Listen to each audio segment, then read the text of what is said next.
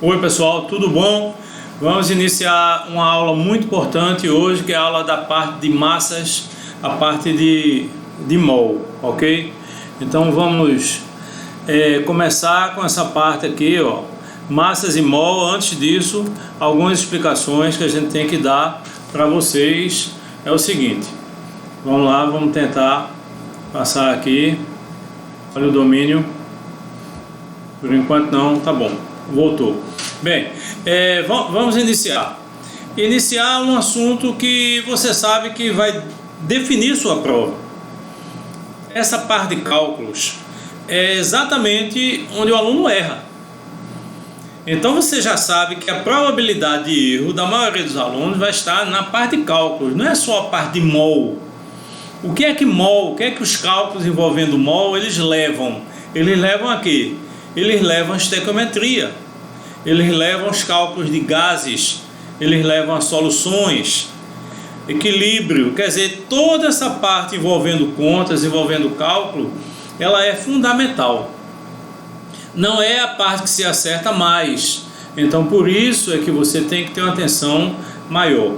Como a gente tem um cronograma exatamente de aprendizado, entendam bem que não é um cronograma de aula, é um cronograma de aprendizado, tá certo? E como eu disse a vocês, graças a Deus, está tendo uma recepção boa para aquelas pessoas que assistem. Então, após as aulas, eu recebo muitas mensagens e de alguns alunos dizendo que não tinham nunca notado alguma coisa e que com algumas palavras chega a notar. Claro, não é por minha causa, é pela forma de aula. Essa forma de aula em que você pode repetir, você pode ver mais vezes. Então é muito importante que você entenda, é um cronograma de aprendizado, como você vai aprender. Então o que é que a gente tem a dizer para vocês?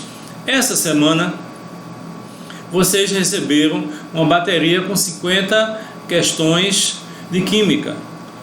Tem questões inclusive de ligações, questões de outras coisas que a gente ainda não estudou, mas que a gente vai estudar nesse período. A cada 15 dias nós vamos disponibilizar essas questões. Em relação às aulas, essa aula de mol eu vou dividir em duas partes. Primeiro, apresentar toda a aula de mol e depois uma aula só de exercícios. Porque mol é mais ou menos assim, a teoria existe, a teoria é importante para você chegar num certo ponto, mas é exatamente a prática que vai lhe qualificar. Vou fazer algumas analogias. Você vai andar de bicicleta, nunca andou, tá certo? Você é uma criança, vai andar de bicicleta.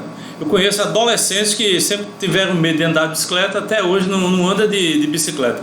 Então, para você andar, por mais que a gente diga, ó, você sobe, você faz uma pressão no pedal para frente, você vai para lá, você se equilibra.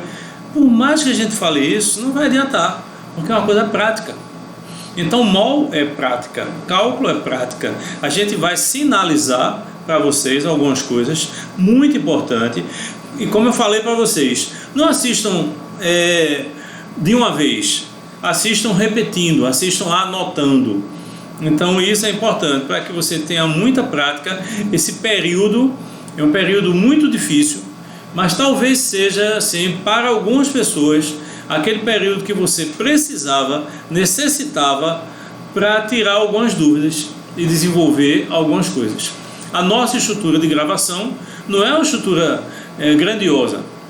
Nós temos só uma câmera, um notebook e eu falando e passando assim algumas coisas para vocês. Mas é como se fosse algo assim. Eu queria assim que você se sentisse como se eu estivesse ao seu lado e você quisesse fazer uma pergunta. Você faz, Alexandre, tá certo? Então você faz aquela pergunta, você vai anotando até chegar num certo ponto. Então essa semana a gente vai ter essa aula. Na próxima semana a gente vai ter a continuação de mol. Você vai passar a semana inteira enviando para mim qual a questão que você iria fazer, que você quer que eu faça. Então a partir de hoje, quando terminar hoje, você já vai tentar fazer algumas questões, ver aquela que você tem uma dificuldade maior ou não para a gente desenvolver. E na próxima semana, além da aula normal, a gente vai gravar uma outra coisa para vocês. É um segredo, mas é uma coisa muito boa que vai mudar a forma de você estudar, para você aprender mais, certo? Eu acho que tanto vocês aí, quanto a gente do lado de cá, a gente não para. A palavra é essa, não para. Fica o tempo todo pensando, fazendo exercícios, vendo a melhor forma para você chegar lá. Tá certo? E eu queria assim dar os parabéns a uma coisa que não é muito a nossa área, mas é o que está nos salvando, que é a arte. Como a arte é importante? Através da arte você está assistindo os filmes, você está ouvindo música, você está lendo alguns textos, alguns livros ou coisa assim. Então a literatura e a arte têm nos ajudado a ter assim uma paciência maior e entender tudo que está ocorrendo, ok? Bem, não sou muito falar, vocês sabem disso, só às vezes, algumas vezes, mas eu gosto de ir direto ao nosso assunto. E o nosso assunto de hoje é essa parte de massas e mol, ok? A nossa aula 3. Bem, qual a diferença entre massa e peso? Nós vimos isso no início das aulas. A diferença básica, massa, quantidade de matéria, e peso, força. Então massa mede a quantidade de matéria de um corpo, tá aí. Então você tem alguns exemplos de massa diretamente ligada à quantidade de matéria. Essa é a massa. Peso, força. Então você tem a relação da gravidade, que é exatamente essa força, peso, está ligado diretamente à gravidade. Você tem a relação com a Terra, o centro da Terra. Você tem aquele desenho que se imagina até hoje, né, que a maçã caiu e através daí se passou a ter outras ideias em relação à relação de atração. Então, peso é força e massa é quantidade de matéria. Então, antes de passar, uma pergunta, tá certo? Então, vamos ver aqui, vamos passar. O que é que nós temos que dizer para vocês? Vamos lá, o que é que nós temos que dizer para vocês? A gente tem que falar basicamente que a relação de massa está ligada diretamente à quantidade de matéria, diferente da relação de peso. Elas têm que ser mensuradas, elas têm que ser medidas. Você tem que ter uma medição em relação a isso, ok? Então, qual é o instrumento que mede massa? Qual é o instrumento que mede peso? A gente se atrapalha um pouco, não é que se atrapalhe, mas a linguagem usada é uma linguagem que vem de algum tempo, corriqueira, tá certo? Em que a gente vai confundindo uma parte com a outra. Mas cientificamente nós temos a noção que para medir massa eu tenho que ter um instrumento, para medir peso eu tenho que ter outro instrumento, porque são grandezas diferentes. Não esqueçam, a grandeza massa é uma grandeza extensiva, depende da quantidade. Já a grandeza peso, não. E por que o peso não? Porque, por exemplo, vai depender da quantidade, mas vai depender da região onde se encontra. Então, numa mesma região, tá certo? Numa mesma força gravitacional, ele passa a ser uma propriedade extensiva, tá certo? Mas em caso contrário, não. Então, vamos lá ver se o detalhezinho aqui de intensivo e extensivo, ok? Então, vamos ver. Peso, unidade de massa, o quilograma é a unidade medida de massa do Sistema Internacional de Unidades. O quilograma é a massa equivalente a um padrão.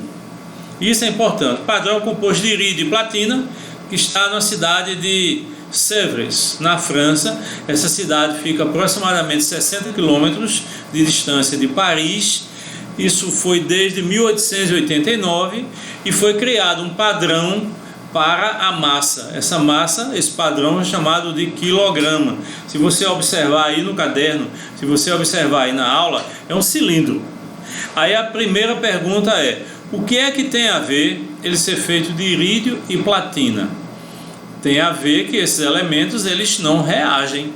ou a capacidade de reação é mínima, tá certo? Praticamente nenhuma. Então em liga ele tem um desgaste mínimo. Por que isso? Para que o tempo passasse e o padrão continuasse intacto. Então é um padrão que você usa, tá certo? Bem, esse padrão fixe Sevres, uma vez por ano, nas feiras internacionais, ele pode ser retirado do local de origem e colocado sobre campânulas, como está aí, e exposto ao povo. Tudo bem, mas acontece, e vamos ver exatamente isso aqui, o que é que eu tenho que dizer a vocês. Acontece que por mais que o elemento seja resistente, o desgaste existe. O desgaste ele pode ser através de uma reação química. Se eu colocasse o ferro, então desde 1800 e alguma coisa já estaria praticamente deformado, acabado. Por quê? Por causa da corrosão. Então se colocou irídio e platina. Você sabe que os metais nobres que menos reagem, o ouro e a platina. Por isso é que eles têm um valor tão acentuado. Ele não tem capacidade de reagir, embora existam compostos, mas são compostos de laboratório, são compostos feitos com água régia, que é uma mistura específica para esse tipo de reação. A platina, em alguns momentos, dependendo da condição, ela chega a ser até mais importante que o ouro em relação a algumas ligas. Então essa liga de platina e irídio, ela é importante para criar o modelo. Aí você está a fim de dizer, Alexandre, entendi não o que é um modelo. Bem, vamos ver. Modelo é o material, unidade é o nome. Então você pega um ente material e você vai criar como o modelo. Depois você dá um nome a ele. Por exemplo, aqui você tem um celular. Tá aqui, tá vendo o celular? Então, de repente, eu digo a vocês, bem, o modelo de massa que eu vou usar, que nós vamos usar, vai ser celular. Esse celular, esse aqui é o modelo. Então é o material, ó, batendo aqui, esse é o material. Aí eu vou dar nome ao modelo, tá certo? Então eu vou homenagear F vestibulares, então um Fzinho. Então qual o modelo? Modelo é o material, o celular. Qual o nome? Fzinho. Aí de repente, qual a sua massa? 783 Fzinhos. Então a massa vai comparar com o modelo. Esse é o modelo. Então o modelo criado foi o quilograma. Então, se você quer saber a massa de alguma coisa, então você vai comparar exatamente com esse modelo, com esse padrão que tem o nome de quilograma. Ok? Então vamos lá, unidade de massa, ok? Bem, vamos lá. Unidade de massa. Atenção, muita atenção, quando aparece o bonequinho aí, você já sabe que é uma coisa importante. Aprovada a nova definição universal do quilograma. Alexandre, isso é moderno? É super moderno, é super atualizado. Isso foi, olha aí, a partir de 20 de maio de 2019. Então ainda não faz nem um ano. Vai fazer um ano dia 20 de maio. O padrão de massa para o quilograma deve ser baseado no ente material, tá certo? Que é o cilindro de platina e irídio, e passa a ser definido a partir da constante de Planck. Então veja bem, deixa de ser baseado no ente material e passa a ser baseado no número, porque as únicas constantes que não têm variação são as numéricas. As constantes físicas, elas têm variação de acordo com o meio. Por exemplo, você tem uma constante elástica, então você vai depender. A mola é feita de quê? É feita de uma liga de alumínio, de carbono, de ferro, é feito de teflon, é feito de quê? Então, de acordo com o material que é feito a mola, a constante elástica pode mudar ou não, certo? Você tem aqui, vamos voltar para vocês não ficarem olhando isso o tempo todo. Vocês têm constante gravitacional, vai depender do planeta, do astro. A gravidade na Terra é diferente da gravidade na Lua. A gravidade na própria Terra, em alguns pontos tem um valor, em outros pontos tem outro valor. ok? Então também muito interessante essa relação, muito importante para todos, ok? Agora tem o seguinte, constante, vamos imaginar, coeficiente de atrito, vai depender da superfície. Então todas as constantes materiais, elas podem ter alterações de acordo com o meio. Aí você diz, mas não é constante? É, naquelas condições. As únicas constantes que não vão mudar são as constantes numéricas. Então você tem dúzia, são 12 elementos, independente do que seja. Você tem cento, você tem milhar, você tem mol, pi, essas constantes numéricas, elas não mudam. Então o que é que estava acontecendo? Os cientistas estavam com medo que houvesse um desgaste fora do comum com o passar do tempo nesses materiais. Então eles trocaram o padrão de massa, que era um cilindro, e passaram a relacionar com a constante de Planck, com a relação de energia. Você nota uma coisa: tudo que você estuda, você usa. É um grande erro você chegar e falar, não, isso aqui eu não vou estudar, não é importante, né? Não, tudo que você estuda você vai usar. E a gente vai ver que essa constante é baseada no que a gente viu no começo, que é a massa está relacionada com a quantidade de energia.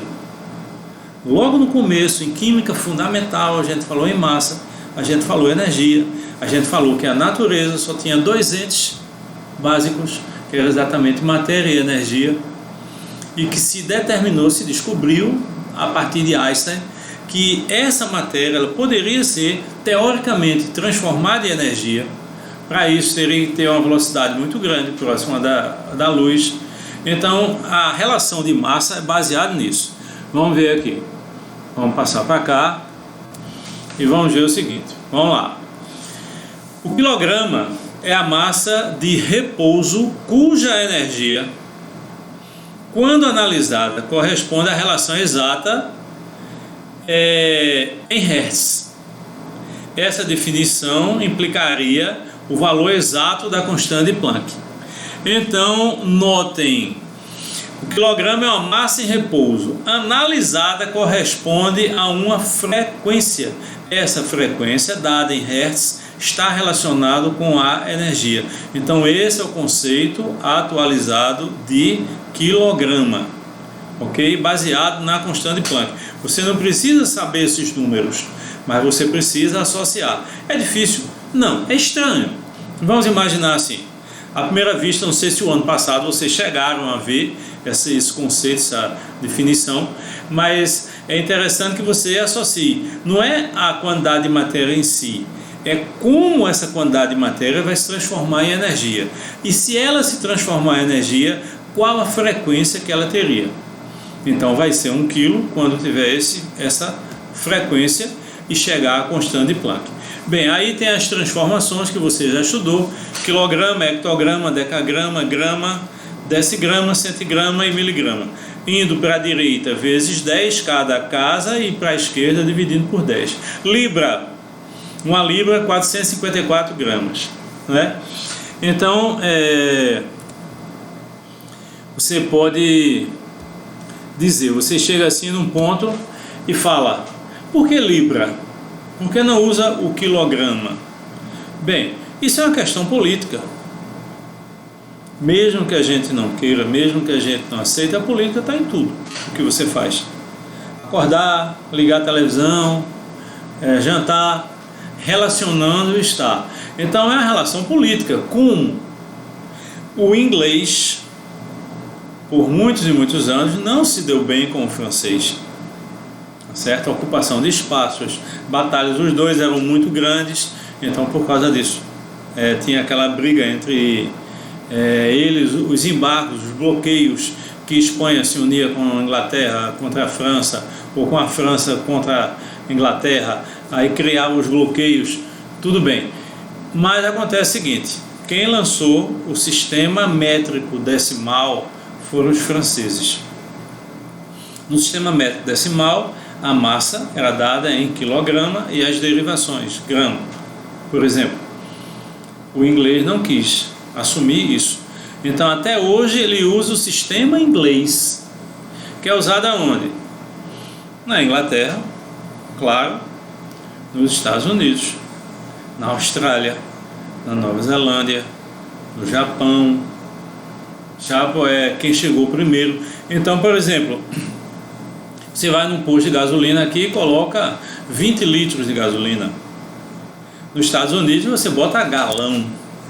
Então o galão aproximadamente uns 5 litros de gasolina. Ok? Então é uma relação diferente.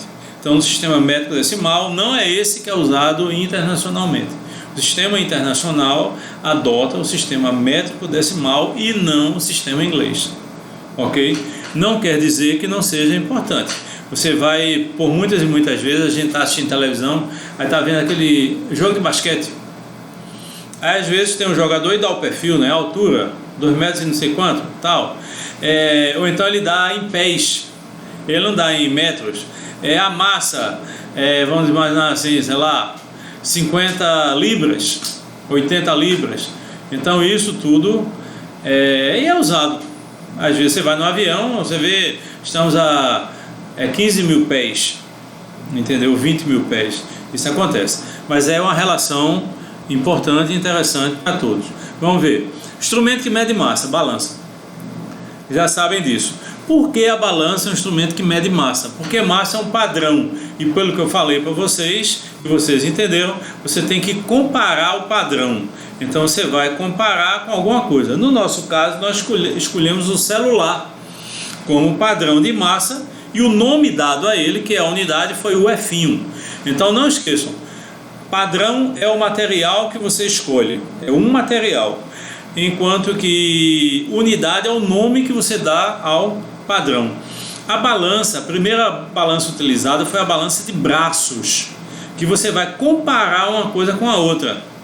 Ok? Então de um lado é como se assim você tivesse aquelas massas pré-determinadas, se fosse comprar alguma coisa. Em alguns locais ainda se usa isso, vendendo, sei lá, na rua, eles vendem macaxeira, inhame, sei lá. Então eles às vezes usam a balança de braços em pêndulo. A balança eletrônica que vocês estão vendo aí do lado direito é a mais usada e mais eficiente. Instrumento que mede peso, dinamômetro. Então, primeira coisa importante, peso não é massa.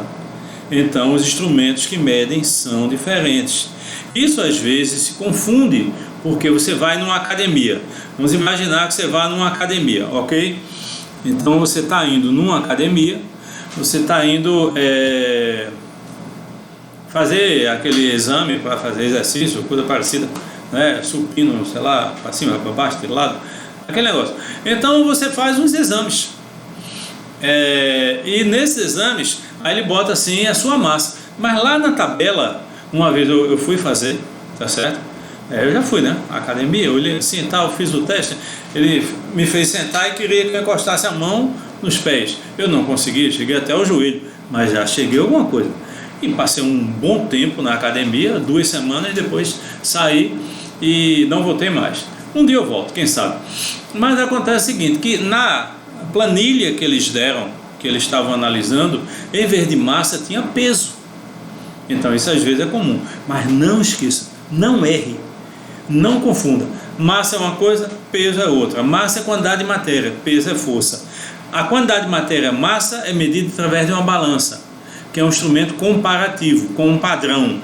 Aí você diz, é eletrônica, compara como? Tem um chip interno que vai comparar exatamente como se ali tivesse uma balança de braços, ok? E o peso é o dinamômetro. E como é que funciona o dinamômetro? Vamos ver aqui, é uma mola. Então por que ela mede peso? Porque é uma força ante outra força. Vamos imaginar que você esteja determinando, medindo a força da gravidade. Ok? Então, para baixo tem a força da gravidade. Aí tem uma força oposta para comparar, que é a força elástica. Então, um dinamômetro, instrumento para medir peso, e balança, medir massa. Não esqueçam disso, muito importante, o que nós temos que chegar, ok? Bem, e para os átomos. E agora? Porque o que realmente nos importa nesse instante é átomo e molécula. É isso que a gente quer ver, é isso que a gente quer chegar. Mas eu pergunto a vocês, não é um comparativo? Aí você responde, é um comparativo. A massa você vai ter que comparar com alguma coisa. Quando você vai numa feira livre com a sua mãe, quem vai, sei lá, ajudar, às vezes tem a balança eletrônica, às vezes não tem a balança de braço. Então ele pega o saco com tomates, você vai comprar tomates, bota de um lado a balança e do outro lado põe umas massas. O mais interessante é que esse pessoal que tem esse manuseio, eles ficam tão práticos que às vezes pegando, não sei se já aconteceu isso com vocês, você ir numa feira e acontecer assim, ele pega no saco, aí pega assim, ainda não colocou na balança, aí faz, a senhora quer quanto? Ou então o senhor quer quanto? Aí faz 2 quilos, aí ele devolve o saco e faz, bote mais 3, bote mais 2, quer dizer, ele já sabe que aquela quantidade, já sabe que do jeito que ele pegou não vai dar os 2 quilos que quer. Então esse comparativo mental, ele já tem essa prática, não é uma coisa eficiente, mas ele já tem essa prática para chegar num certo ponto. Mas a pergunta que eu quero fazer, pequeno como átomo, não tem um material, só um outro átomo. Então eu pergunto, se eu tenho que comparar, porque a massa vai comparar, se eu tenho que comparar, então eu vou comparar com quem? Olha a pergunta que fica no ar. Para átomos e moléculas, eu vou comparar com o quê? O que é que vai me dar essa comparação para determinar a massa? A resposta é, se você quer a massa de um átomo, a comparação vai ser outro átomo. Porque não tem nada pequeno como um átomo. Não tem nada, um ente material como um átomo. Então, na verdade, você tem que comparar com ele. E foi isso que foi feito. Os cientistas fizeram exatamente isso. Padrão em massa. Ok? Então, nesse padrão em massa, vamos ver aqui, deixa eu passar primeiro. Agora aqui, isso. Padrão em massa dos átomos. Foi escolhido um átomo, que é o carbono 12. Padrão de massa para os átomos, baseado na massa conhecida do carbono 12. Então, qual o padrão? Vamos repetir. Padrão é um modelo. Você tem que comparar esse modelo com outra coisa. Para os átomos, qual foi esse modelo? Um outro átomo, porque o átomo é muito pequeno. Qual é esse outro átomo? O carbono 12. Ora, mas não existem diversos isótopos do carbono? Basicamente tem os isótopos 12, 13 e 14. O 14 exatamente, carbono 14, a gente já aprendeu em radioatividade, fruto do bombardeio dos raios cósmicos com o nitrogênio. Carbono 13, ele é desenvolvido em laboratório, ele é artificial, mas existe. Então por que se usou o carbono 12? Uma boa pergunta. Bem, antes do carbono 12 se usava o hidrogênio e depois o oxigênio. Hidrogênio por ser o elemento mais simples, oxigênio por ser um dos elementos mais reativos. A maioria dos compostos analisados na época tinham oxigênio. E para quem não sabe, na década de 60 funcionavam os 2 modelos. Então a ciência trabalhava com 2 modelos, o oxigênio e o carbono. Os físicos escolhiam o oxigênio e os químicos escolhiam o carbono 12. Aí você diz, e por que se chegou ao carbono 12? Porque ele é um isótopo mais exato do que os outros. Os outros, eles têm assim alguns décimos. Por exemplo, oxigênio 16 é 16,0183, por exemplo, tá certo? Enquanto que o carbono 12 é 12,0, tá certo? Quer dizer, vai encontrar outro número bem após. Então vamos lá. Padrão é um modelo é um comparativo, padrão é o material que você escolheu como modelo, unidade é o nome que você dá a esse padrão, átomo é algo muito pequeno, é um ente muito pequeno, então se eu tenho que determinar a massa, tem que comparar com outro átomo que também é muito pequeno. Qual o átomo escolhido para a massa atômica, a massa dos átomos em geral? foi um isótopo do carbono 12, uma fração do carbono 12. Por que fração? Para chegar na unidade. Se você olhar, o carbono é 12. Então, se eu dividir por 12, vai chegar até essa unidade, que é a unidade que eu quero. Bem, unidade de massa para os átomos. Chamado unidade unificada de massa. Durante alguns anos se chamava de UMA, unidade de massa atômica. Não existe mais há algum tempo. É unidade unificada de massa, representada pela letra U. E uma unidade corresponde a um 12º da massa do carbono 12, que é exatamente o nome. Então, aparentemente, muitas informações, mas basicamente simples. Massa para os átomos, baseado num padrão. Qual é esse padrão? Um 12º do carbono 12. O porquê foi escolhido é outra relação, mas foi escolhido isso. Então, cada um 12º do carbono 12 corresponde a um padrão. Então, se eu quiser saber qual a massa de um átomo, teoricamente, eu coloco ele de um lado da balança e coloco as unidades do outro lado da balança. Então, olha esse desenho que está aí aparecendo, que também tem no seu caderno. Vamos analisar o átomo de flúor. Então, eu coloquei do lado esquerdo da balança o átomo de flúor. Do lado direito, 19 unidades. Essas unidades é como se fosse assim, aquele pedacinho que a gente viu no slide anterior, que eu vou voltar aqui para vocês. Olha, veja, um pedacinho do todo, tá certo? É como se fosse uma pizza dividida em alguns pedaços. Então, claro, pedaços iguais. Esse pedacinho é o que está aqui na balança. Então, tem quantos? 19. Então, a massa para o flúor é 19. 19 o quê? Unidades. Em grama vale 1,66 vezes 10 a 23. Ok? Então é interessante que vocês vejam esse início. É interessante que você se adapte bem, porque você vai usar muito isso, você vai fazer muita conta. Ok? Potências, potenciação, radiciação, regra de 3 a gente usa muito. Por que a gente usa muito regra 3? Porque os sistemas estão em proporção. Ok? Então observem bem, proporção, não esqueçam, proporção, antes de proporção vem razão. Razão é uma divisão, proporção é uma igualdade entre razões. Se nessa proporção você tem apenas uma variável, então você tem a regra de 3. Teoricamente, a regra de 3 é porque são 3 números para você definir uma variável. Ok? Conceitos, ideias que passam com o passar do tempo. Mas vamos lá. Estamos falando de massa e a gente vai voltar para aqui. Para quê? Para a gente fazer exercício. Então, primeira coisa importante, massa atômica. A massa atômica ela é dada através de uma média. Olha aí o conceito de massa atômica. É a média aritmética ponderada das massas em abundância dos isótopos de um elemento químico. Então vamos entender o que é isso. Vamos voltar aqui para a gente falar uma coisa importante com vocês. Média ponderada. Por quê? Se existir mais um isótopo, então a massa final vai estar mais próximo desse isótopo. Vamos fazer uma comparação. Você está numa sala de aula. Média de idade da sala. Então você tem 40 alunos, dos quais 20 têm 17 anos. 10 têm 15 anos.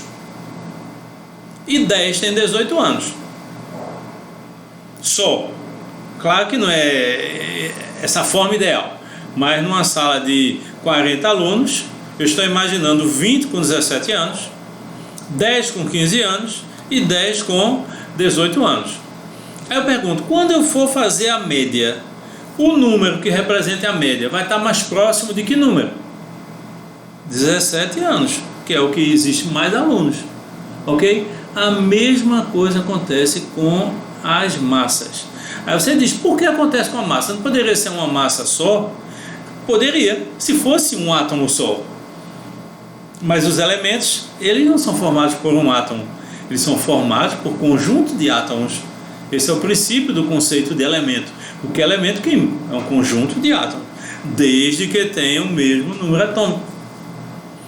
Então vamos ver.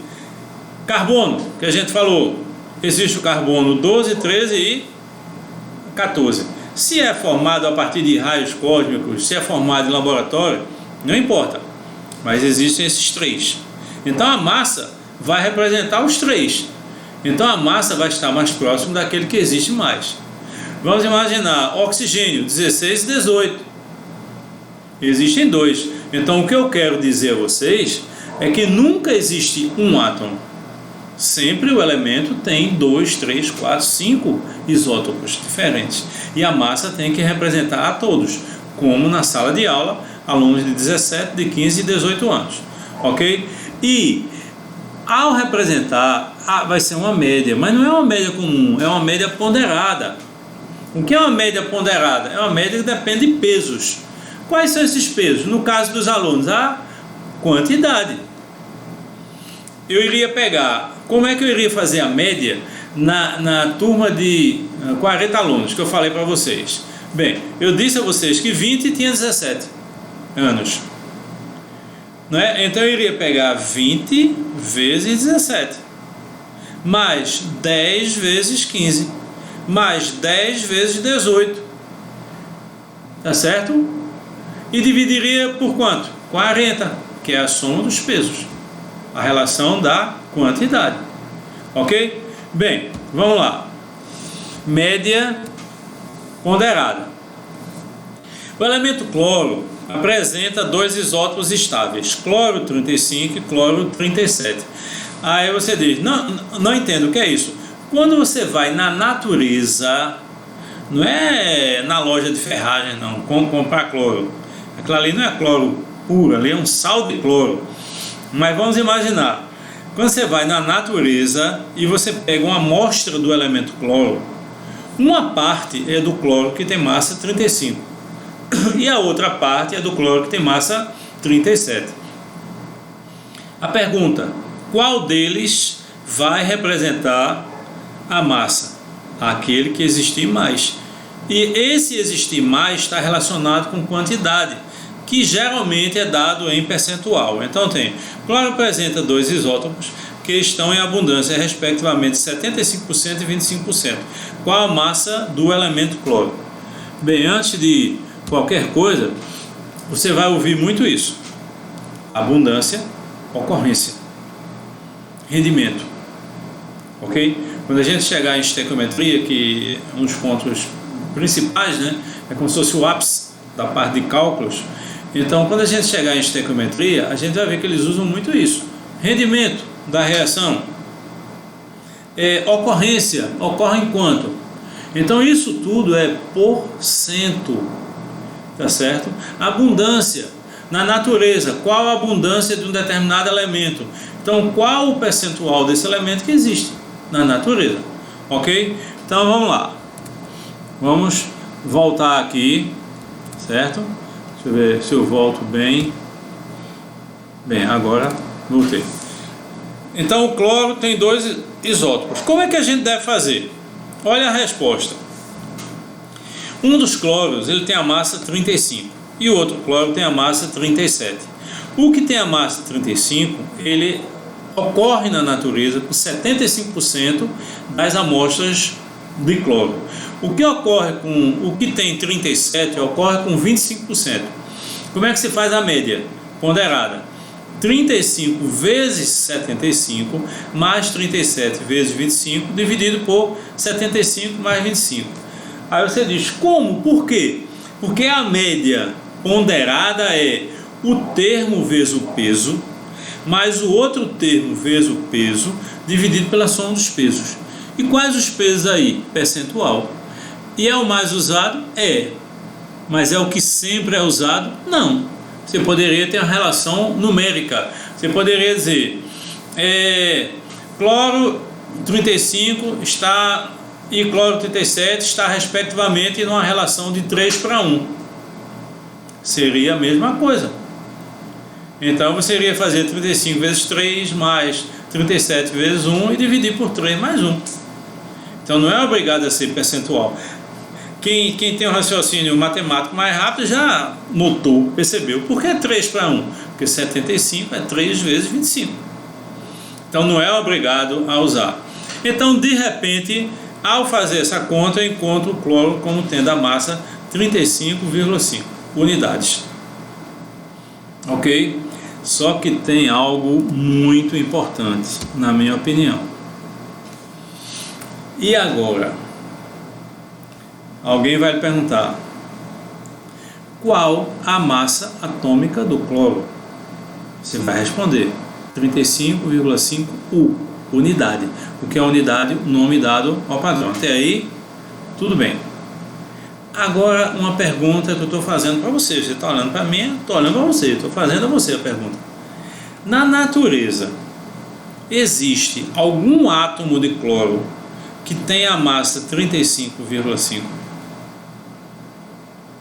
Quem vai responder? Eduardo. Muito bem, Eduardo. Você respondeu sim ou não? Não. Estou ouvindo daqui, viu? Não. Não existe. A massa é uma representação. Não existe. Naquele caso que eu falei dos alunos, se a média desce, por exemplo, 17,8, pode nenhum aluno da turma ter 17,8 anos. Então é uma relação matemática, ok? Então já sabe, a massa atômica é a massa que representa o elemento e não o átomo. A massa que representa o átomo isoladamente é chamada massa nuclídica, do nuclídeo isolado. Ok? Então essa massa atômica representa o conjunto, representa o elemento. E ela é um ente matemático. Ela não quer dizer que exista um elemento com esse tipo de massa. Ok? Vamos lá, tranquilo. É importante uma coisa, e é por isso que eu digo, vocês têm que repetir, vocês têm que ver mais vezes, ou então você tem que anotar e guardar um trechinho do que você ainda não entendeu bem, para você voltar e procurar entender, porque é um período que você pode tirar vantagens. Ok? Você está ficando em casa, geralmente no conjunto como um todo, quando você estudou, são informações mais rápidas, e aqui você pode ver quantas vezes você quiser essas informações. Bem, vamos passar. Ok? Vamos passar ou não? Agora vamos passar. Exemplo B. A massa atômica do elemento é 69. E ele é respectivamente constituído pelos isótopos de massa 68 e 71. Qual a abundância de cada isótopo? Abundância, não esqueçam, percentual, ocorrência. Bem, se você notar, eu tenho duas variáveis. Vamos seguir a resolução. Eu tenho aí massa atômica de X, não sei qual elemento, chamei de X. É a massa dele 68 vezes A. Quem é A? É o percentual, é a abundância, é a ocorrência do isótopo 68. 71 vezes B, B é a ocorrência do isótopo 71, dividido por A mais B. Por quê? Porque na média ponderada você divide pela soma dos pesos. Acontece que ele deu a massa atômica, quanto foi? 69.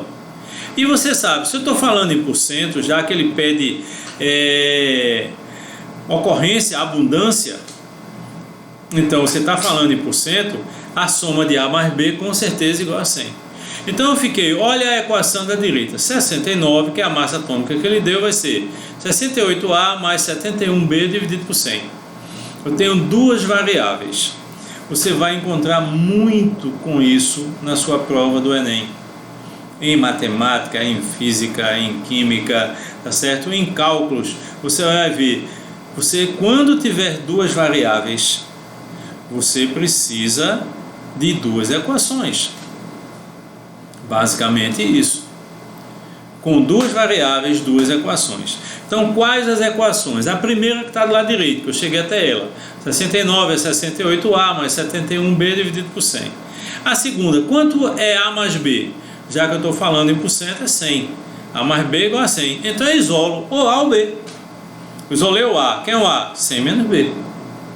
Entenderam que eu fiz um sistema de equações, duas variáveis, duas equações. A primeira equação dada pela expressão da massa atômica, a segunda equação dada exatamente pelo conceito de soma dos percentuais, que tem que dar 100.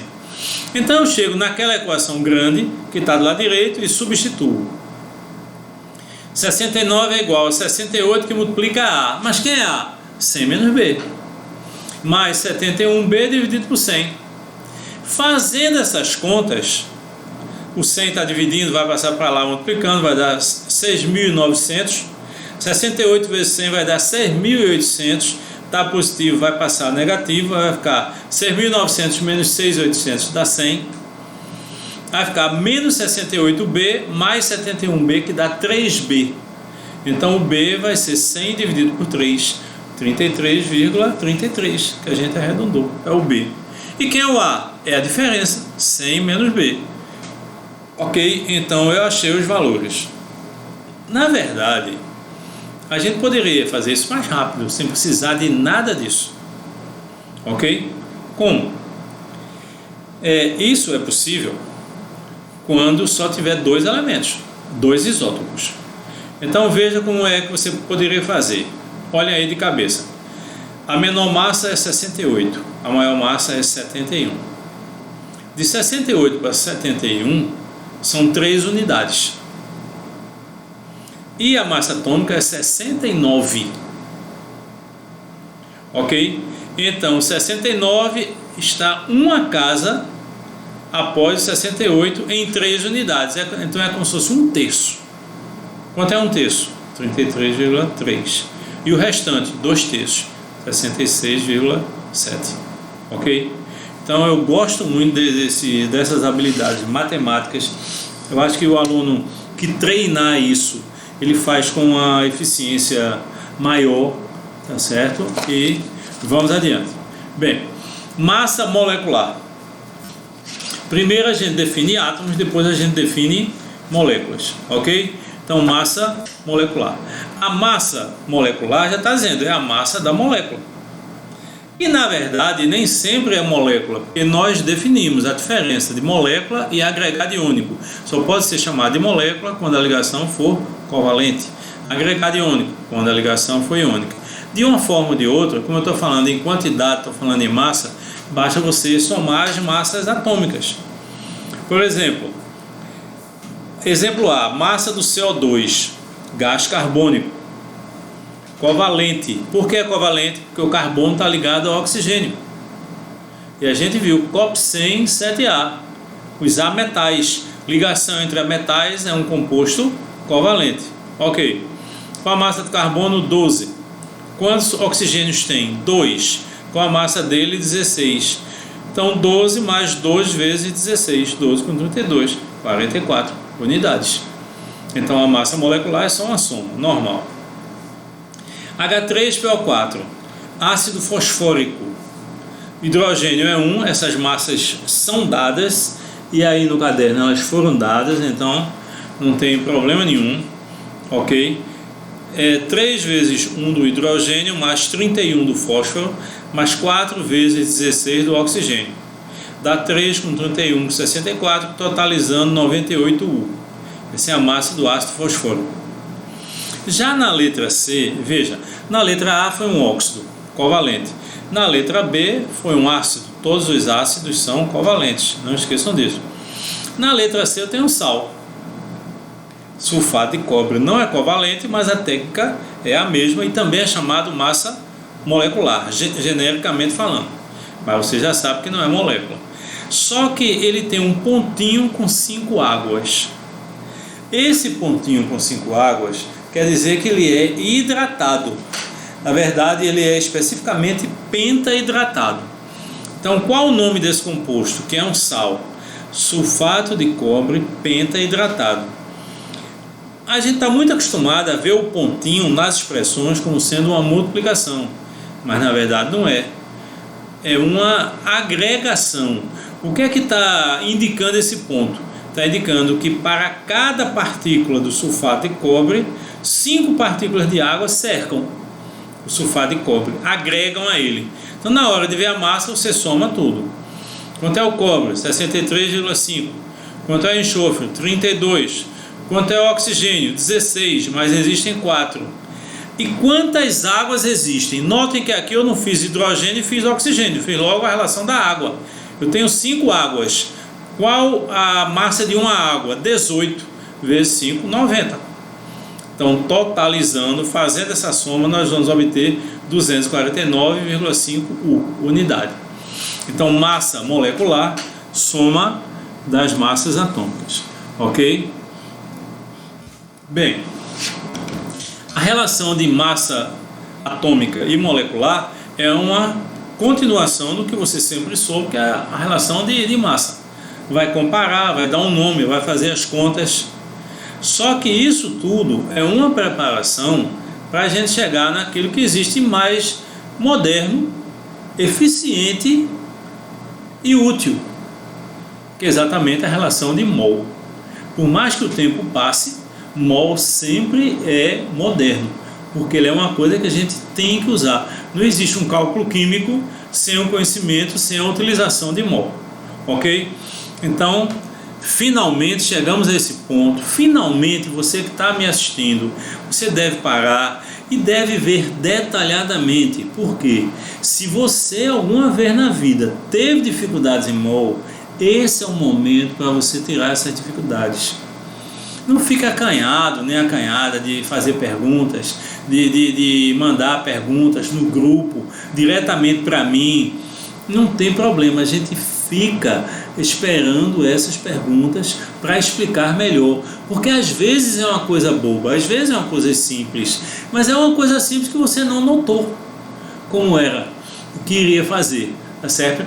Eu sempre gosto de dizer um exemplo bem, vamos dizer assim, bem básico, mas é um exemplo que ensina muito. O que é mol? É o portão da casa da sua avó. Você entendeu? Alexandre, eu acho que é o confinamento, ele está ficando doido. O que é que tem a ver a casa da minha avó com o mol? Bem, alguém chega na casa da sua avó, tenta abrir o portão de todo jeito, não consegue. Aí lá vem ela, dá um toquezinho num determinado ponto do portão e ele abre facilmente. Então, qual a analogia que nós estamos fazendo com o mol? Para uns é a coisa mais difícil que existe no mundo, mas para outros é uma coisa muito simples. Basta você pegar esse jeito. E mol é associação. Você tem que aprender a associar. Então você tem que aprender a tirar do texto a resolução. E é isso que a gente vai tentar fazer junto com vocês, ok? Bem, mol. Eita que esse bicho aí é fogo, viu? Tem aluno que quando a gente fala mol, ele já começa a tremer, começa a se aperrear, porque às vezes não consegue fazer as questões. Então, vamos do básico. Primeiramente, o mol em quantidade. É a quantidade definida de partículas, ou seja, equivale ao número de Avogadro de unidades químicas. Duas coisas importantes. Avogadro é um nome próprio, o nome de um cientista. Amedeo Avogadro. Segundo, esse número ele não é aleatório, ele é calculado. E a primeira vez que se calculou foi baseada em placas eletroquímicas. Tá certo? Estava estudando uma relação, Millikan estava estudando umas relações entre a corrente, as placas, e ele chegou a um número constante, que é exatamente esse número, que é exatamente um mol de elétrons, que gera 1,6 vezes 10 a 19 coulomb. Ok? Essa é a carga de um mol de elétrons. Então observe bem, esses são números que vai chegar até você. Então o que é um mol? 6,02 vezes 10 a 23 unidades químicas. Esse número é um número muito grande. E você vai entender porque ele é muito grande, ok? Daqui a pouco. Esse número corresponde a 602 sextilhões. Eu vou dar uma ideia a vocês. Se pegar 602 sextilhões de reais e desse para cada ser humano e dividisse igualmente para cada ser humano da Terra, note que 7 bilhões aproximadamente, então você vai dividir isso por 7 bilhões. O que iria ficar para cada um seria uma quantidade tão grande que, se você gastar 100 mil reais por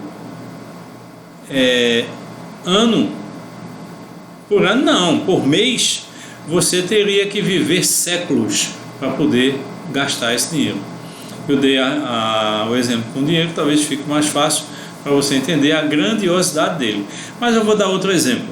Se você tiver uma esfera com esse número de litros de água, essa esfera maciça de água será praticamente do tamanho da Terra.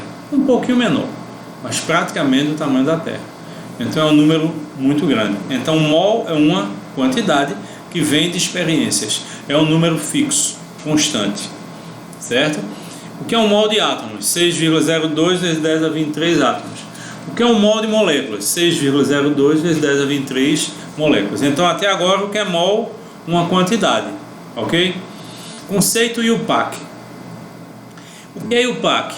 União Internacional de Química Pura e Aplicada, que é um órgão que fica em Genebra e que rege todos os conceitos para a química. Então, o conceito IUPAC de mol.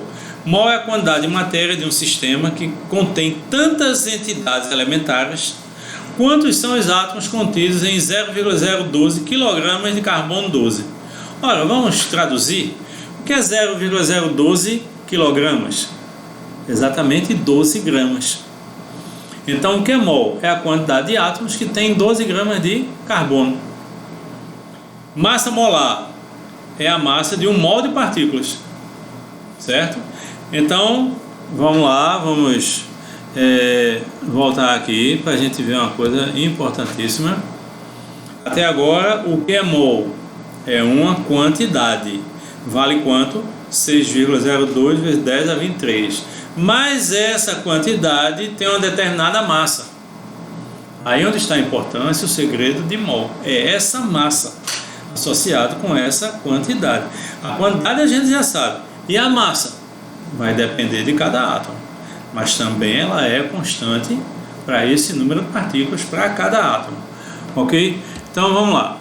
Vamos voltar. Massa molar, massa de um mol de partículas. Ok? Vamos ver.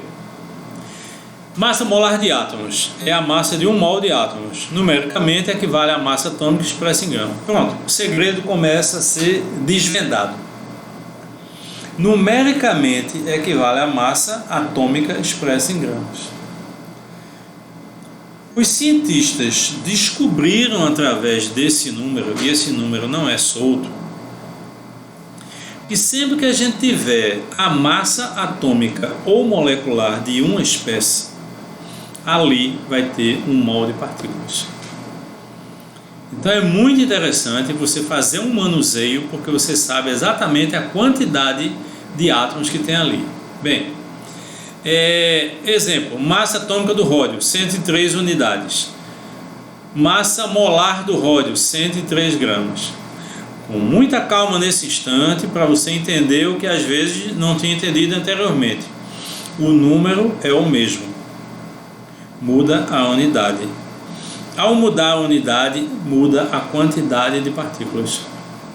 Então os cientistas perceberam que esse número, quando expresso em gramas, tem uma quantidade constante de partícula, que é o mol. Vamos ver. 103U de ródio representa o quê? Um átomo de ródio. Então, quando você estiver expressando em U, você tem átomos ou moléculas. Então, você tem um átomo. Então, qual a massa de um átomo de ródio? 103U. E 103 gramas de ródio tem um átomo? Não. 6,02 vezes 10 a 23. É assim que você monta as regras de 3. Não vou escrever, tá certo? Não vou passar no PowerPoint, mas eu quero só que você imagine. Se eu perguntar a vocês, quantos átomos existem em 10,3 gramas de ródio? Vou dar 3 segundos para pensar. Tá bom, repita a pergunta. Quantos átomos estão encerrados em 10,3 gramas de ródio? Resposta: 1/10 do número de átomos. Qual o número de átomos? 6,02 vezes 10 a 23. Quanto é 1/10? 6,02 vezes 10 a 22. Alexandre, repete porque eu não entendi. Você faz uma regra de 3. 103 gramas é 6,02 vezes 10 a 23. Por conceito, a massa em gramas sempre é 1 mol. 10,3 vai ser X. É assim que você monta a regra 3. Chumbo, 207 U. Então, um átomo de chumbo tem uma massa de 207 unidades. Tá certo? Aí saiu errado o PowerPoint. Não é U, é grama. Mas eu acho que tá certo no caderno. Vamos ver aqui no caderno. Tem a massa do chumbo e não diz a unidade. Então, qual a massa? 207 gramas. Corrijam aí, por favor, gramas. Então, 207 gramas de chumbo tem quanto? 6,02 vezes 10 a 23 átomos. Então, vamos dar uma explicação importante. Agora é que você está chegando num determinado ponto e a relação do aprendizado é importante. Mol em quantidade é 6,02 vezes 10 a 23. Mol em massa é a quantidade dele em massa expressa em gramas. Sempre que você tiver essa massa expressa em gramas, você tem 1 mol, ou de átomos, ou de moléculas. Então, vamos imaginar assim, qual a massa da água? O oxigênio é 16, hidrogênio é 1 vezes 2 dá 2. 16 com 2, 18. Então, se eu pegar um copo e colocar 18 gramas de água, eu vou saber exatamente que ali dentro tem 6,02 vezes 10 a 23 moléculas. Isso foi que despertou a ciência. Você não manuseia o micro, mas você manuseia o macro. E nesse manuseio você sabe exatamente quantas partículas tem ali. Então o que é que você faz? Você conta sem ver. Se alguém aí, eu estou ouvindo daqui, está a fim de perguntar, e 36 gramas de água? Ora, 36 é 2 vezes 18. Então tem 2 moles. Tem 2 vezes 6,02 vezes 10 a 23. Que dá quanto? 12,06 vezes 10 a 23 moléculas de água. Ok? Então vamos lembrar o que é mol em quantidade. 6,02 vezes 10 a 23. O que é mol em massa? A massa da espécie, só que em gramas. Então você pode fazer uma relação, você pode fazer uma regra de 3. Ok? Vamos ver, vamos passar. Qual a massa do oxigênio? 16. Então 16 gramas de oxigênio, 6,02 vezes 10 a 23 átomos de oxigênio. Qual a massa do cálcio? 40. Então 40 gramas de cálcio, 6,02 vezes 10 a 23 átomos de cálcio. Qual a massa do gás carbônico? 44. Então 44 gramas de gás carbônico, 6,02 vezes 10 a 23 moléculas. Aprendeu isso? Você faz qualquer tipo de exercício que você queira. Ok? Então vamos voltar aqui, ó. Voltar. Massa molar de moléculas. É a mesma coisa, só que em vez de ser para átomo, é para molécula. Por exemplo, a massa de 1 mol de moléculas, numericamente equivale à massa molecular em gramas, como eu falei para vocês. Eu tenho SO2. Qual a massa do SO2? 64U. Opa! U representa uma partícula. Então 64U é uma molécula do SO2. 64 gramas, 6,02 vezes 10 a 23 moléculas de SO2. Brometo de metila, 95U. Então 95U, uma partícula do brometo de metila. 95 gramas, 6,02 vezes 10 a 23 partículas. Ok? Bem entendido isso? Tranquilo? Volume. Então você nota que esse conceito de mol ele vai aperfeiçoando. Inicialmente eu falei mol em quantidade, depois eu falei mol em massa e agora eu estou falando mol em volume. Então é uma quantidade. Aí você diz, Como é que isso é possível? Vamos, enquanto estou falando, voltar aqui um pouquinho, tá certo? E vamos fazer o seguinte: como é que isso é possível? O número é o mesmo, mas a massa e o volume ele muda. Vou dar um exemplo: dúzia. Dúzia é 12. Uma dúzia de laranja, uma dúzia de limões, uma dúzia de jabuticaba, de jacas, sei lá, melancia. Quando eu digo uma dúzia, eu vou ter 12 unidades, mas a massa é a mesma. Uma dúzia de maçãs e uma dúzia de jacas, quem tem a maior massa? A jaca. Por quê? Porque cada um é maior. Então é a mesma coisa de mol. O número sempre é o mesmo. 6,02 vezes 10 a 23. A massa não. A massa vai mudar de acordo com o elemento. Porque tem elementos menores e elementos maiores. O hidrogênio, a massa é 1. O chumbo é 207. Então cada um tem exatamente a sua massa. Maçã tem uma massa. Pitomba tem outra massa. Sei lá. E por aí vai. Mas eu acho que ficou bem entendida essa ideia, né? A quantidade é a mesma, mas muda exatamente a massa. Como também o volume, se for na SNTP. Então, volume molar é o volume ocupado por um mol de uma substância no estado gasoso. E na SNTP, esse volume é constante. Na SNTP. Muito importante você lembrar, CNTP, quando a gente fala CNTP, o aluno vai direto.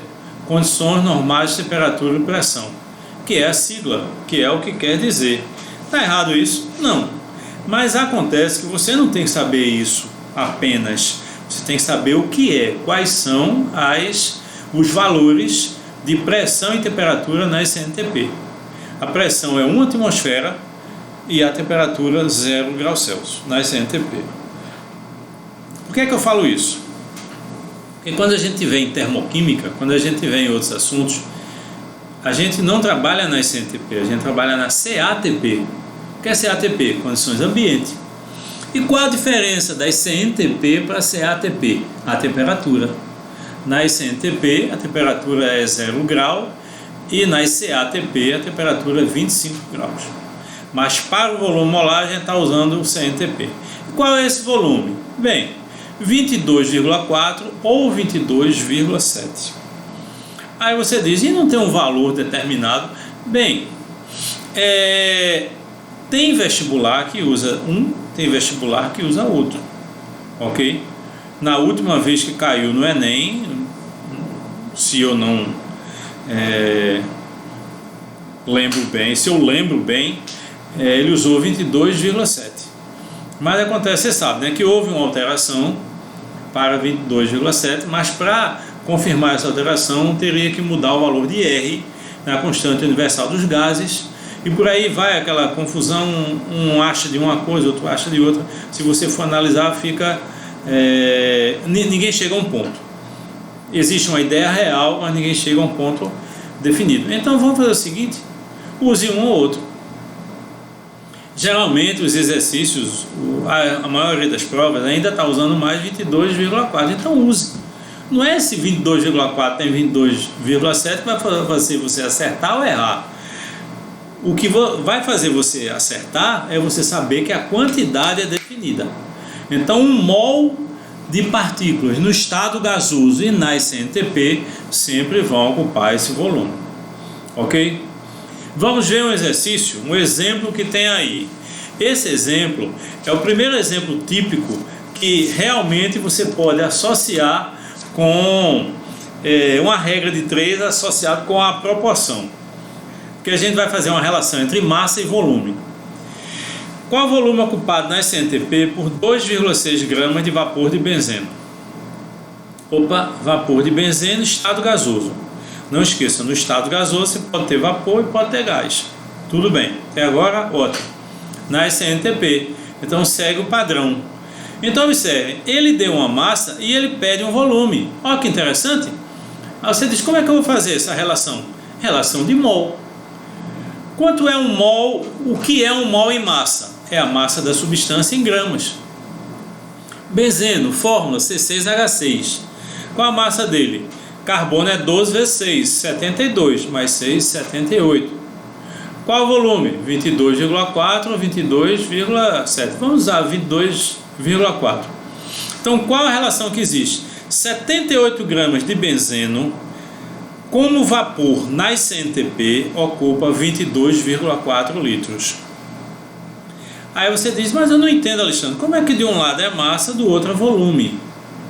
Não pense assim, pense da seguinte forma, de um lado é 1 mol, do outro lado também é 1 mol. Então eu estou fazendo uma relação de mol para mol. 78 gramas de benzeno corresponde a 1 mol de moléculas. 22,4 litros de vapor de benzeno na CNTP corresponde a 1 mol de moléculas. Então essa regra de 3, mesmo que a unidade não seja a mesma, ela é válida exatamente porque você está fazendo a relação de mol para mol. Então 78 está para 22,4, isso aí a gente tirou das informações da fórmula. 2,6, que foi o que ele deu, está para X. Fazendo as contas, nós encontramos 0,75 litros. Então 2,6 gramas de benzeno na CNTP vai ocupar o volume de 0,75 litros, menos de 1 litro. Ok? Mas ficou claro essa relação que existe. Até chegarmos a um ponto, que é esse resumo. Ok? Antes de falar para o resumo, vamos passar aqui para mim, né? Tá passando para mim? Tá, passou para mim. Olha eu aqui de novo. Veja bem. Se alguém lhe perguntar o que é 1 mol, nunca mais respondam 6,02 vezes 10 a 23. E está errado? Não. Mas com isso você não vai aprender. Vamos imaginar que você esteja em casa, que você deve estar em casa, não saia não, viu? Nem para a padaria. O negócio está esquentando aí e só depende da gente parar. Porque há como o vírus não se propagar mais. Certo? Ele chega num ponto, para, ok? E não tem como. Se você não tem o contágio, então ele não se prolifera, ok? Mas vamos imaginar que alguém mandou uma mensagem para você. O que é 1 mol? A sua resposta deve ser clara. Depende. Então veja bem, olhe para mim, viu? Está olhando bem direitinho para mim? Então olhe bem. Se alguém lhe perguntar o que é 1 mol, você vai responder: depende. Depende de quê? Do que você quer. Então vamos voltar agora para a tabela de resumo e agora você vai entender. O que é 1 mol? Em quantidade, ele vale 6,02 vezes 10 a 23. Em massa, ele é a massa dos átomos em grama, que é a massa molar de átomos ou a massa de moléculas, sempre em grama. A massa que você calcular é em gramas. Número de molas é a relação entre massas, a massa que você deu e a massa molar. E o volume, 22,7 ou 22,4 litros na CNTP. Então, o que é 1 mol? Depende. Em quantidade, 6,02 vezes 10 a 23. Em massa, a massa da substância em gramas. Em volume, gasoso na CNTP, 22,4 ou 22,7. Tá certo? Aí você chega para mim e fala: e por que os problemas de mol são difíceis? Não.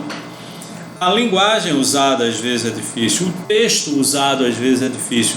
Vocês estão fazendo aí diversos exercícios e vocês notam que às vezes é um assunto que você sabe, mas o texto lhe leva para um local completamente diferente, seja de química, de física. Então, fazer um problema mais difícil é você captar do texto o que realmente ele quer, ver se não tem essas falhas, tá certo? Possíveis, e em cima disso você relacionar, certo? As resoluções estão ligadas diretamente a essa relação. Então, quando fala em mol, ele vai relacionar quantidade com quantidade, quantidade com massa, massa com volume, volume com quantidade. Então, qualquer uma dessas relações, elas são possíveis, tá certo? Para você avaliar, ok? Então, muito importante nesse instante. O que é mol? Resposta: depende. Em quantidade, 6,02 vezes 10 a 23. Em massa, a massa da substância em gramas. Em volume, gasoso na SNTP, 22,4 a 22,7 litros. Você está num apartamento. Você mora em apartamento? Está saindo de casa? Não. Algumas pessoas estão cantando nas varandas. Não é não? Cantando, né? Não sei se aí no apartamento de vocês alguém já cantou, tocou algum instrumento.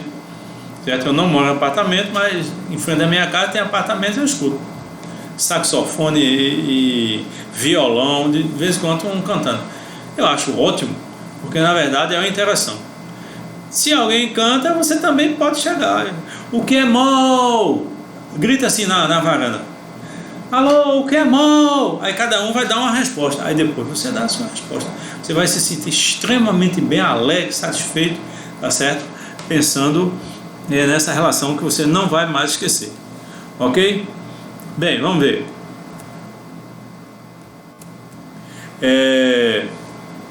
Cálculo de fórmulas. Depois de mol, no caderno, você tem aí uma bateria de exercícios. Então, observem bem. Você tem uma bateria de exercícios. Nessa bateria de exercícios, tem todas as nuances para você fazer massa atômica e cálculos com mol. A gente vai fazer para você depois. Mas uma coisa que o aluno ele não tem estudado muito nos últimos anos, mas há 3 anos atrás caiu no Enem. É como eu falo, eu sempre gosto de falar isso para mim é importante. Não descartem assuntos. Não digam isso cai, isso não cai. Diga, a probabilidade disso cair é muito grande, porque vem caindo sempre. Esse aqui há 10 anos que não cai, mas você não vai deixar de estudar. Então, cálculo de fórmulas. Quem estuda cálculo de fórmula? Quantidade muito pequena de alunos. Essa é a verdade. Mas há 3 anos atrás caiu no Enem. Aí você faz, 3 anos. E 3 anos é muita? A gente está falando de 21, 22 anos de Enem. Certo? Então, 3 anos é algo recente. Então, não descartem isso, ok?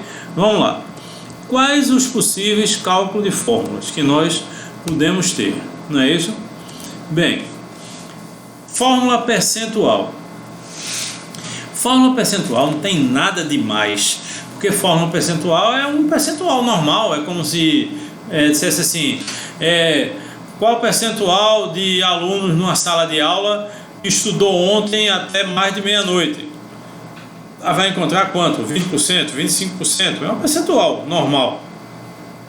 Então, qual é o percentual de uma fórmula? Esse percentual geralmente é dado em massa. É quantos por cento cada elemento representa em massa. Então, tem fórmula percentual. É a fórmula que determina os percentuais em massa de uma determinada substância. A massa que representa toda a substância equivale a 100%. Sempre é assim, o todo é 100%. Então, qual a fórmula percentual do metanol? CH4, chamado gás dos pântanos, covalente, porque o hidrogênio está ligado ao carbono. Sempre estudem assim, vendo as ligações da substância, vendo a função, vendo como é que é, por que é importante. O metano ele é importante, ele altera, ele influencia no efeito estufa, tá certo? Ele é chamado gás dos pântanos, ele é inflamável, ele é o gás natural. A poluição da terra hoje em dia é menor do que era há 20 anos atrás. Por quê?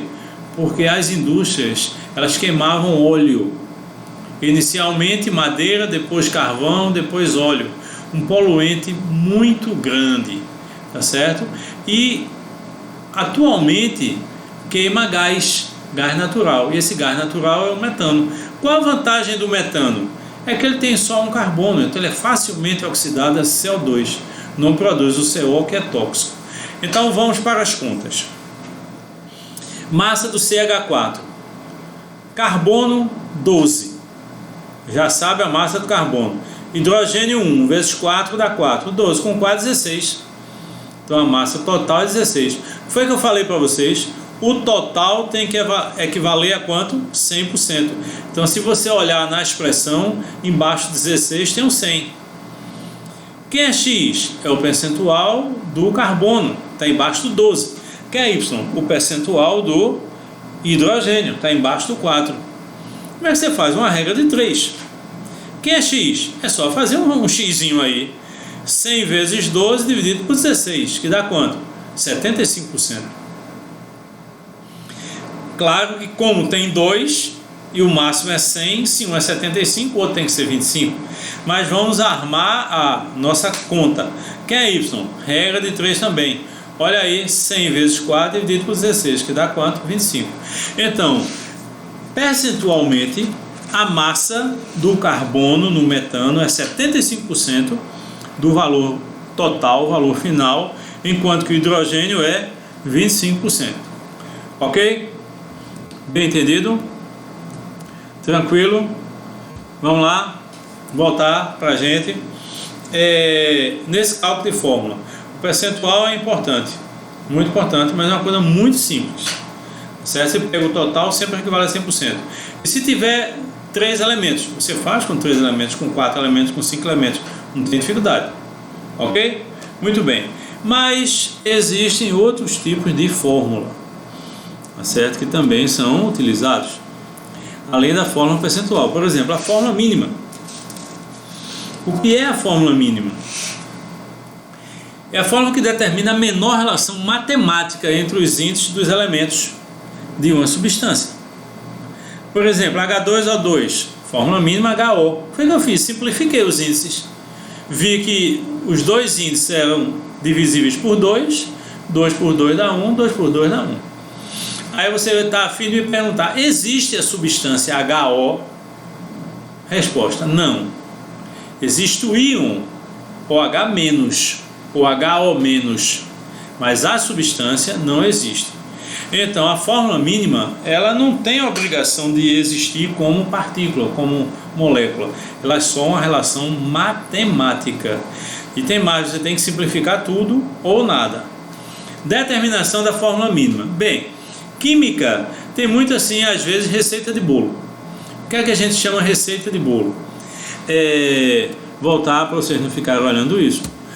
O que é que a gente chama receita de bolo? É algo programado. Você faz assim, depois assim, né? Vai fazer um bolo assim, né? 3 ovos, bota lá, farinha de trigo, não sei o que, cuscuz, sei lá. Aí faz um bolo. Cuscuz não, né? Sei lá, outra coisa. Aí você faz um bolo. Mas você tem um roteiro, não tem um roteiro? Primeiro você coloca isso, manteiga com farinha de trigo, mexe. Aí depois você quebra ovo, bota a gema, depois a clara. Aí vai pro fogo, passa 10 minutos, volta. Então isso é uma sequência pré-determinada. Em química tem muito isso, principalmente na indústria. Quando você vai para a indústria, então você tem que ter um roteiro, e esse roteiro tem que ser seguido para ter uma precisão. Tá certo? Isso na indústria de plástico, indústria de combustíveis, lubrificantes, medicamentos, tá certo? Outras substâncias. Então, tudo que está ligado diretamente à indústria tem esse roteiro. Em química, nós temos também. Algumas pessoas gostam, outras não, porque tem que gravar o roteiro, mas infelizmente é assim, determinação da fórmula mínima. Determinar o número de moles de átomos de cada elemento. Determinar esse número de moles você pode fazer com a regra de 3, ou você pode fazer com uma divisão já direto, aplicando a regra 3. Simplificar os resultados anteriores pelo menor deles. Você vai encontrar resultados se você simplifica pelo menor. É o segundo roteiro. Terceiro, se após a operação anterior ainda não obtivermos números inteiros, devemos arredondar centésimos ou multiplicar pelo menor número inteiro possível. Vou deixar na tela para você ir acompanhando. Arredondar centésimos. O que é isso? Você arredonda a segunda casa após a vírgula. A primeira você não pode arredondar. Então, se você tem 2,5, você não pode arredondar para 2 nem para 3. 2,7 não pode arredondar para 2 nem para 3, porque ali está na faixa dos décimos. e você tem que arredondar centésimos, ok? Que é a segunda casa. Não esqueçam disso. Agora, se você tem 2,05, aí você pode arredondar para 2. 0,5, a segunda casa após a vírgula. Você tem 2,95, aí você pode arredondar para 3, ok? Mas sempre tendo uma atenção de arredondar centésimos. Se ainda não for possível, então você multiplica os números obtidos por um número natural, número inteiro possível, mas vamos imaginar realmente um número natural. O número negativo não vai entrar, tá certo? Então, o número natural a partir de 2, porque 0 elimina e 1 fica no mesmo. Então você começa com 2. 2, deu certo? Não. 3, deu certo? Não. 4, e por aí vai. Mas você começa com 2. Então essa é a determinação da fórmula mínima. Como é que a gente pode simplificar para você achar o número de moles de átomos? Geralmente ele dá o percentual. Você pega esse percentual e divide pela massa atômica de cada elemento que você quer achar o índice. Não esqueça que é uma fórmula, então a finalidade é achar os índices. Você pode pegar uma massa e dividir pela massa atômica, ou pode pegar o número de átomos e dividir por 6,02 vezes 10 a 23. Nos três casos você vai estar achando o número de moles de átomos, ok? Bem, prática. Determinar a fórmula mínima da substância que apresenta 70% de ferro, 30% de oxigênio. Tá certo? Eu deixo um tempinho aí para você ir copiando, mas não esqueçam que esse vídeo vai ficar durante uns 2 meses e você pode repetir. Você pode ver aquele ponto que você acha que entendeu, mas às vezes não entendeu, aí você volta e analisa. Qual foi o percentual do ferro? 70. Qual a massa atômica do ferro? Que é dado aí no exercício, no caderno você observa. 56. Então você divide 70 por 56, dá quanto? 1,25. Certo? Aí vamos para o oxigênio. Qual o percentual de oxigênio? 30%. Ele deu. Qual a massa do oxigênio? Massa atômica. No oxigênio O2 são átomos, porque você quer determinar a fórmula. Então são os índices dos átomos. Então 1,875. Então na primeira divisão do percentual pela massa atômica do ferro deu 1,25. Percentual pela massa atômica do oxigênio 1,875. Será que lembram? Ou será que quem está acompanhando com o caderno pode dar uma olhadinha aí? Qual o segundo passo? Dividir pelo menor deles. O menor deles é 1,25. Então eu divido o primeiro por 1,25, o segundo por 1,25. O primeiro dá 1 e o segundo 1,5. Então o primeiro passo, vou tentar arredondar. Será que 1,5 é o número que se arredonda? Resposta, não. Por que não? Porque está na primeira casa decimal e você só pode arredondar centésimo, segunda casa. Se não pode arredondar, o que é que você faz? Multiplica. Começa com 2, se não der 3, 4, 5, por aí vai. 1 não pode, que fica no mesmo, e 0 elimina, como eu falei para vocês. Então eu multiplico por 2, será que dá certo? O primeiro resultado foi 1, vezes 2 dá 2, até agora tudo bem. Segundo resultado, 1,5, vezes 2, 3. Opa, obtivemos números naturais. Então a gente vai colocar na fórmula. Qual o índice da fórmula mínima do ferro? 2. Qual o índice da fórmula mínima do oxigênio? 3. Então, qual a fórmula mínima? F é 2 ou 3. Muitas vezes a fórmula mínima coincide com a fórmula molecular. Ok? Então, é exatamente nesse instante que você iguala uma coisa a outra. Ok? Aí tá, na verdade, essa é a fórmula real da substância. Óxido férrico. Ok? Tudo bem? Vamos lá, vamos passar cálculo da fórmula mínima. Então você já viu o cálculo percentual e da fórmula mínima. Vamos ver outro exemplo. Determinar a fórmula mínima da substância que apresenta 80% de carbono e 20% de hidrogênio. Vamos seguir o mesmo estilo. Qual o percentual do carbono que ele deu? 80. Qual a massa atômica do carbono? 12. 80 por 12, 6,67. Qual a massa, o percentual do hidrogênio que ele deu? 20. Qual a massa atômica? 1. Então 20 por 1 dá 20. Até agora. Ok? Então, primeiro passo, peguei os percentuais e dividi pelas massas atômicas. Deu números, deu um resultado. Qual é o segundo passo? Lembram? Dividir pelo menor desses números encontrados. Entre 6,67 e 20, o menor é 6,67. Aí eu divido por 6,67. Dividir, primeiro deu 1, segundo deu 2,99. Opa! 2,99 eu posso arredondar para quanto? Para 3. Por quê? Porque eu estou arredondando a segunda casa. Então, quais os índices 1 e 3? Qual a fórmula mínima? CH3. Opa, estou ouvindo uma pergunta. Qual é? Alexandre, existe a substância CH3? Resposta: não.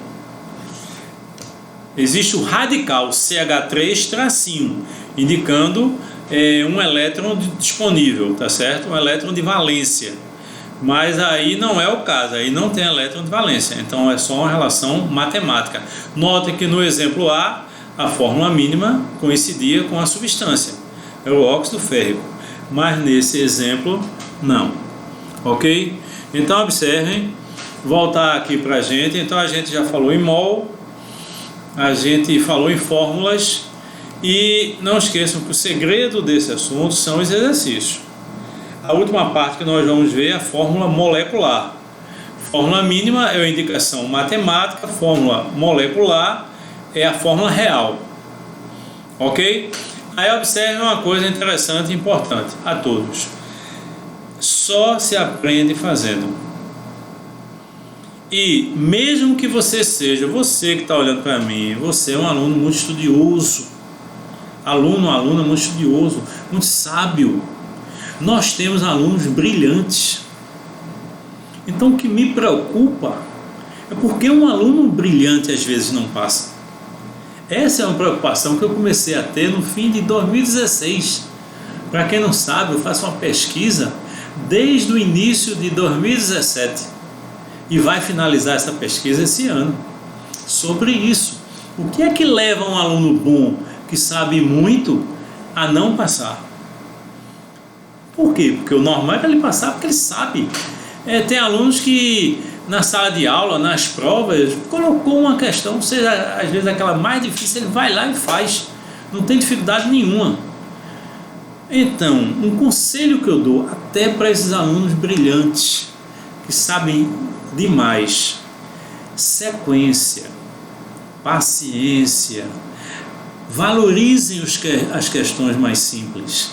Então, antes de ir para a bateria de exercícios, faça essas questões que foram indicadas aí como exercício de classe, ou às vezes como exemplo, que eu não fiz. Faça essas questões, porque elas vão lhe dar uma segurança diferente. Não tem pressa, tá certo?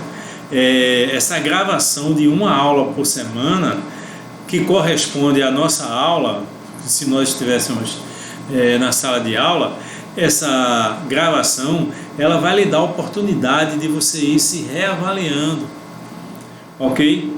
Então, muito importante. Então, você já sabe qual é o conceito de mol, que vai depender da pergunta que é feita.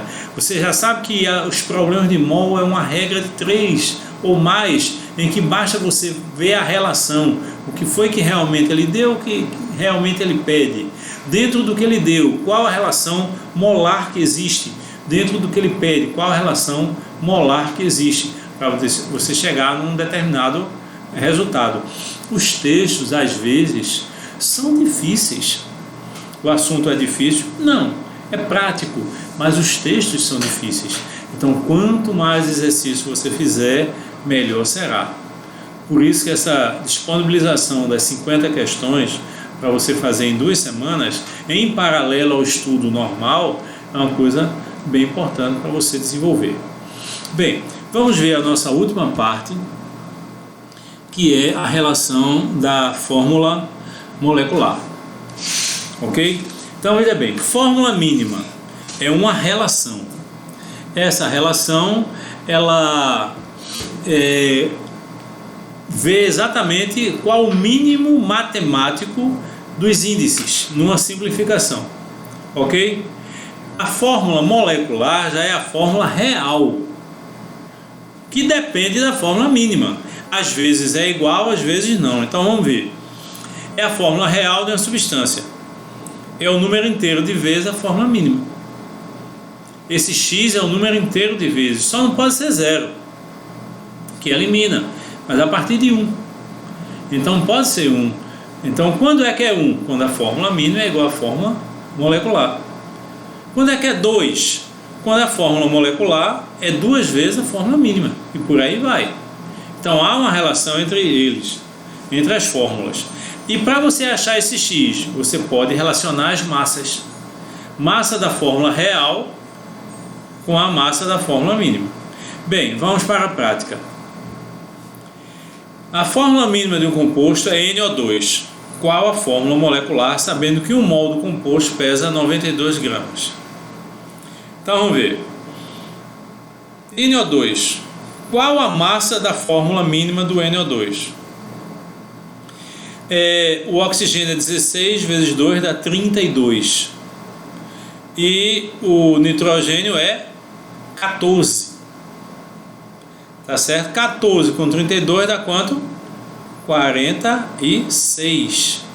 Então é a massa da fórmula mínima. Tá certo assim? 46. 46 U ou 46 gramas. Note que é o mesmo. O número é o mesmo. Só que U é para uma partícula e grama para um mol de partículas. Relação entre as massas. Como eu disse a vocês. Qual a massa da fórmula real? 92. Qual a massa da fórmula mínima? 46. Não tem problema não, um ser U, outro ser grama. Não. Você transforma 46U em 46 gramas. O que importa é o número. Então dá 2. O que é que representa esse 2? Representa que a fórmula real é 2 vezes a fórmula mínima.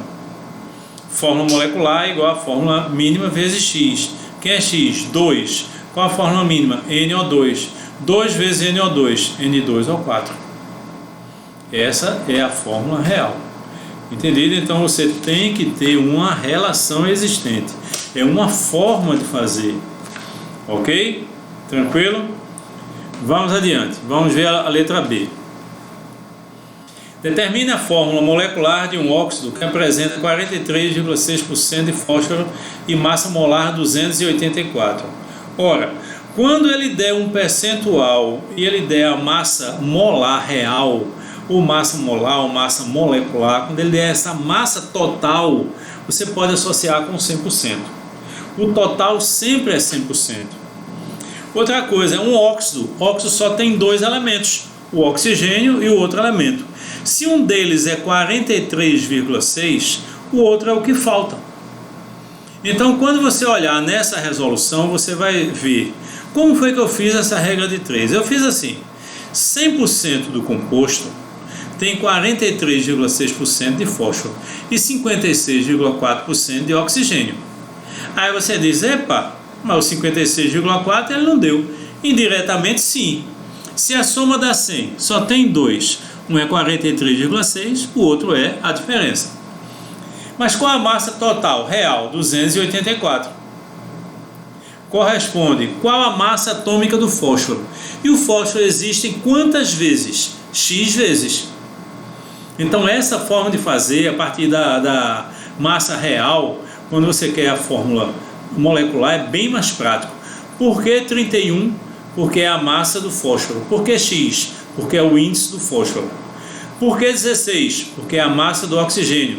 Por que Y? Porque é o índice do oxigênio. Então, como foi que eu fiz? Regra de 3. X é igual a 284 vezes 43,6 dividido por 31 vezes 100. Por que o 31? 31 estava multiplicando o X, passou o quê? Dividindo. Fazendo essas contas, eu encontrei 3,99. Como é na faixa dos centésimos, segundo a casa, eu posso arredondar para 4. Então, quem é X? É o índice do fósforo, 4. Quem é Y? Fazendo a regra de 3, 284 vezes 56,4 dividido por 16 vezes 100. 16 estava multiplicando, passou dividindo. Dá quanto? 10. Então, qual a fórmula real? P4O10. Ok? Então, percebam, vai ficar aí na tela um tempinho para vocês copiarem, quem estava acompanhando. Mas perceba que é todo um processo de associações numéricas. E para essas associações, você tem que estar bem inserido no conceito de médias, no conceito de percentual, tá certo? E no conceito de mol. O que é mol? Então, isso é importante. Vou passar aqui para a gente, tá bom? Voltar. Para dizer a vocês uma coisa importantíssima. A gente tem nesse assunto a base para outros assuntos. Você vai encontrar questões difíceis. Não esqueçam que tem o Enem Plus. E por ela ser difícil não quer dizer que você não vá tentar. E não quer dizer que você não vá fazer. Tente mais de uma vez. Veja, grifem bem direitinho no texto que realmente ele pede para você ir se acostumando com essas associações. Mas o segredo de mol está nos exercícios de classe. Quando você começar a fazer esse exercício de classe, é que você vai ver a diferença de uma coisa para outra. Tem exercícios de classe que eu coloquei letra A, B, C, D, E, F. Eu queria que vocês não fizessem uma letra dependendo da outra. Façam isoladamente, ok? E mandem as perguntas para a gente resolver para vocês. Na próxima aula a gente vai avaliar alguns exercícios mais importantes. Você vai dizer quais aqueles que você não conseguiu, que você tem dúvida, para a gente resolver para vocês. A gente resolve na aula, na videoaula, a gente resolve, você manda para o meu WhatsApp, eu resolvo. Eu tenho resolvido muitas questões, mandado para vocês. Às vezes eu demoro, reconheço isso, mas eu respondo geralmente naquele dia que você pergunta. Às vezes eu não vejo porque estou fazendo outras coisas, ou às vezes, a maioria das vezes, eu estou atendendo outros alunos. E você sabe que esse atendimento, ele não pode ser um atendimento muito rápido. Tem que ser um atendimento detalhado para que você realmente entenda. Tá bom? É uma coisa que eu quero dizer a vocês do coração. Estou com muita saudade de dar aula, tá certo? E chegar assim naquela sala linda, maravilhosa, vocês com muita alegria, tá certo? Com muita esperança de tudo, esse ano diferente. Não é fácil a gente ficar em casa o tempo todo, por melhor que seja a sua casa, seu apartamento, coisa assim, mas chega um ponto que é um pouquinho difícil, mas eu particularmente estou me preservando o máximo possível, porque eu sei que não é uma relação para a gente. Quando você se preserva, você não está preservando você está preservando todos, porque às vezes uma pessoa que vem de uma padaria trazer alguma coisa para você, ou que vem de um supermercado, você pede alguma coisa, delivery, uma comida ou alguma coisa que você queira comprar, se você tiver com coronavírus, com o vírus, e você falar, mesmo com máscara, pode ter essa transmissão. Então a gente tem que ter paciência. Eu não vou dizer um pouquinho de paciência não, você tem que ter muita paciência, tá certo? Você tem que fazer de coisas que aparentemente eram simples, mas fazer um sentido de alegria para vocês. Muita música, a música é importantíssima. Eu acho que a música transporta você, tá certo? Muita alegria, uma conexão com o universo, com os amigos, com Deus, nesse instante, é muito importante para a gente chegar lá, tá certo? Não esqueçam que é um ano diferente, é um ano difícil, mas não quer dizer que não seja um ano de vitórias. A gente vai exatamente procurar fazer com que vocês cheguem o mais próximo disso, tá bom? Assistam mais de uma vez o vídeo para que você se detalhe em relação a isso. Vamos seguindo. A partir de amanhã, uma coisa que eu comecei a falar, mas não terminei. A partir de amanhã a gente vai fazer o projeto Dúvida Zero. A gente vai passar quarta, quinta e sexta-feira recebendo todas as dúvidas de quem ainda não mandou, porque eu já tirei muitas dúvidas, mas de quem ainda não mandou, sobre os capítulos 1, 2, 5 e 6. Capítulo Química Fundamental, Radioatividade, capítulo 5, que é Estrutura Atômica, e capítulo 6, que é Tabela Periódica. Tá bom? Valeu, valeu mesmo. Um beijão a todos e até a próxima. Tentar desligar aqui, viu? Não estou vendo nada.